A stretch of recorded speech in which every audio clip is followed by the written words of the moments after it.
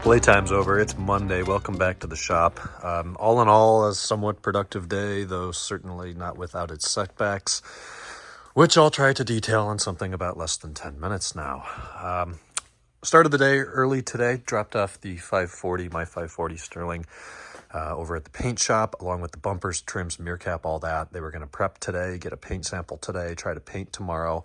If things go well, I'll be able to pick the car up tomorrow by end of day and the bumpers sometime later this week. Then they'll go on the car and go back there for polishing. Then the carbon black M5, we did the timing chains and guides on, put the plenum on today, air intake system, air filters and boxes. I went out and drove the car for about 20 minutes. I got some miles on it, some low revs, some high revs.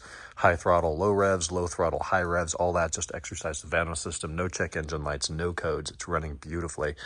The engine is running beautifully. The car needs a lot of other attention. I'm trying to get in touch with the owner, though it's been a few weeks. He's been out of the country. He should be back, though I'm not hearing from him. So we're going to remain patient and hopefully hear from him soon. On this guy, the 02 Sterling today, I don't even remember the specifics. We did a brake inspection, just a lot of little things, did some coding for him, some custom programming.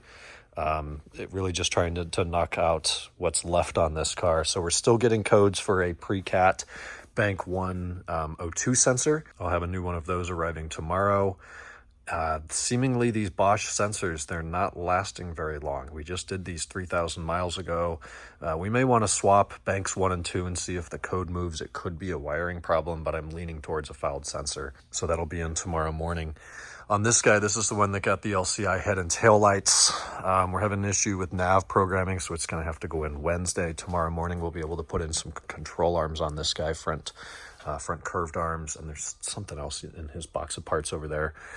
We're receiving stuff from all over the place. We got like 3 or 4 shipments in today, mostly for this guy, the 2,000, 50,000 mile carbon black.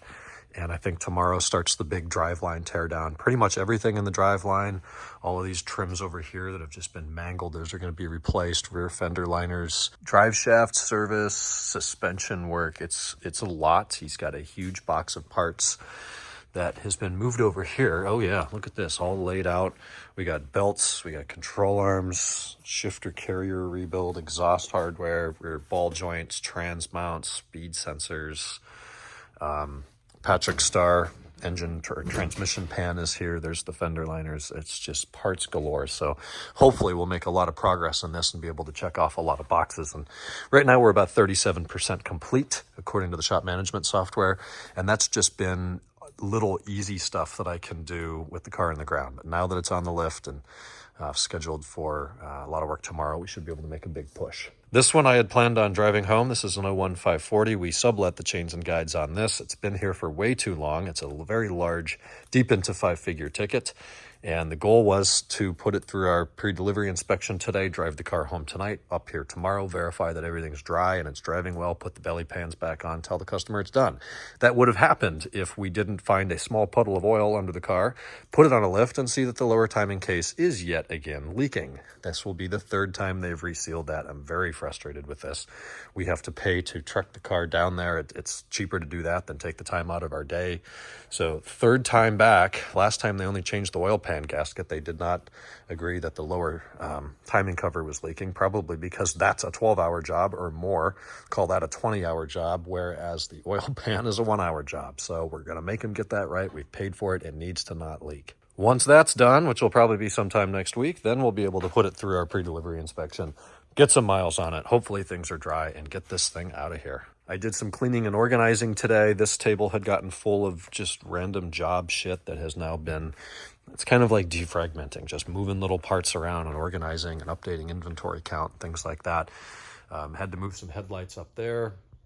My front right that was bad and may or may not be going back. I can't get Hella to reply. So right now it's up there in that top right box.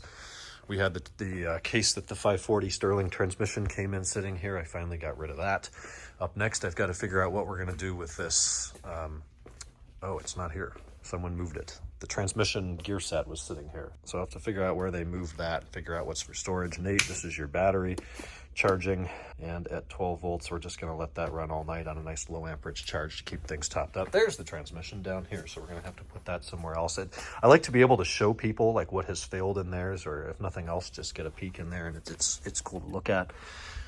So it's kind of going to be just a demo unit that we'll just shove on a bottom shelf, and when someone has questions, pull it out and show them. And then we're still waiting on customer supplied parts here for the front suspension on the 750. It's got the clunks and the idler arm and the steering rack. We need to do the control arms and tie rods again because the other shop in Santa Barbara royally screwed it up, so we'll do that.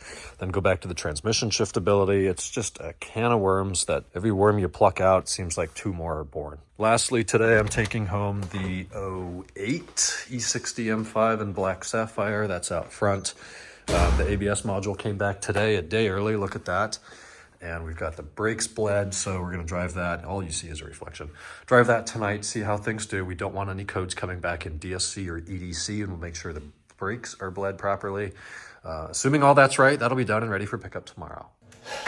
Monday night, and we've got black sapphire in the garage. It made it back.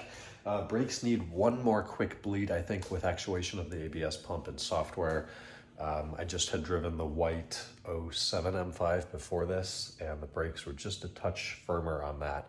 The good news is after 15 miles home, I kind of did a little bit of cruise driving, a little bit of higher rev, higher throttle driving, some automatic, some cruise control, some manual, some EDC, some non-EDC, kind of put it through everything, and no EDC, ABS, or DSC warning lights. I know it's only 15 minutes or 15 miles on one drive. We'll get a cold start in tomorrow and take it back up there and see what happens. But we should be able to get one more bleed in tomorrow, and then delivery to the customer should he choose not to proceed with the front control arms. So I noticed this in any of these low mileage cars that people think, oh, well, it's all original because I haven't worn out the original components yet. Time does just as much. So you go on and off the brakes slightly at about any speed, and you just feel that front axle kind of clicking back as the curved inner control arm bushings, and we're talking millimeters, fraction of a millimeter of play, but that's enough for those arms to just kind of tap back into the subframe. I can feel it, most people can't. Got to know what to look for. I recommended it, gave him a quote. We'll probably hear from him in the morning. Whirlwind of a day. Tomorrow's Tuesday. We'll talk then. Good night.